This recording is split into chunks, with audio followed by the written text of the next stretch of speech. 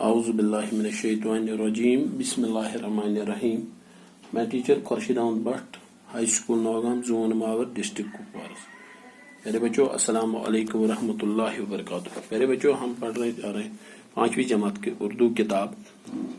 ہمارا سبق ہے آج ڈاکٹر امبیڈکر, جو ہم پڑھ رہے تھے ڈاکٹر امبیڈکر کے بارے میں. اور کل ہم نے سوال لکھے تھے ڈاکٹر امبیڈکر کن کے رہنما تھے, ہریجنوں پر کیا پابندی آئی تھی, ڈاکٹر امبیڈکر کا پورا نام کیا تھا, بابا صاحب امبیڈکر کا انتقال کب ہوا.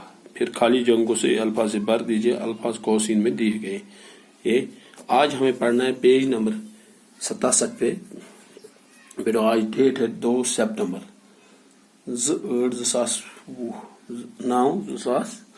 2 سپٹمبر 2020 آج ڈیٹ ہے. پیارے بچوں ہم نے 5ویں جماعت کی اردو کتاب کا پیج نمبر 87 نکالو اور وہاں دیکھو سوال نمبر 4 ہے. غور کیجیے. مثال, رشید نے کتاب پڑھی. رشید نے کتاب پڑھی. حامد کو قلم ملا. حامد کو قلم. ندیم کو ریچھ نے کاٹا. اوپر دی گئی مثالوں میں نے اور کو لفظوں کو آپس میں ملانے کا کام کرتے ہیں. وہ الفاظ جو مختلف لفظوں کو آپس میں ملا کر جملے بنانے میں مدد دیتے حروف کہلاتے. سو لفظ یس جملن رلاونس مز مدد دی تتھ ونان حروف. تیل یل اس پڑھو رشید نے کتاب پڑھی, تیل یہ نے حروف.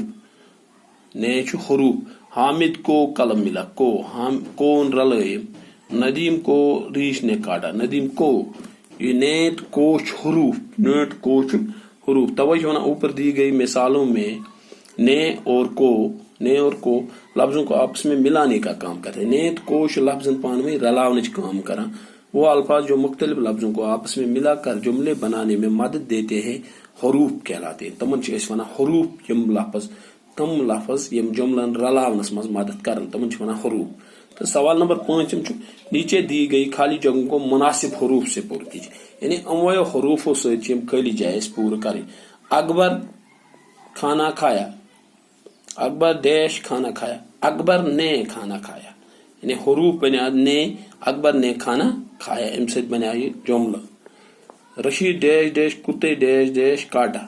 رشید کو کتے نے کاٹا. رشید کو کتے نے کاٹا.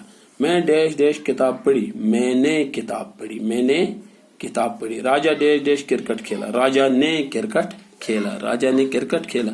سونو ڈیش ڈیش میچ جیتا. سونو نے میچ جیتا. حامد ڈیش ڈیش چکر آیا. حامد کو چکر آیا. یہ نے کو نے کو جو ہے بیچ میں جو ہم نے خالی جگہوں میں لفظ لکھے یہ حروف ہے. یہ ان جملوں کو آپس میں جوڑتے ہیں. یہ ان کو آپس میں جوڑتے ہیں. یہ پورا جملہ بن جاتا ہے ان کی وجہ سے. نے کو نے کو کی وجہ سے. ان کی وجہ سے یہ پورا جملہ بن جاتا ہے. ایک بار میں پھر دہراتا ہوں. مثال, رشید نے کتاب پڑھی. حامد کو قلم ملا. ندیم کو ریچھ نے کاٹا. اوپر دی گئی مثالوں میں نے اور کو لفظوں کو آپس میں ملانے کا کام کرتے ہیں. یہ لفظوں کو آپس میں ملانے کا کام کرتے ہیں. کون کون؟ نے اور کو. اور الفاظ جو مختلف لفظوں کو آپس میں ملا کر جملے بنانے میں مدد دیتے حروف کہلاتے.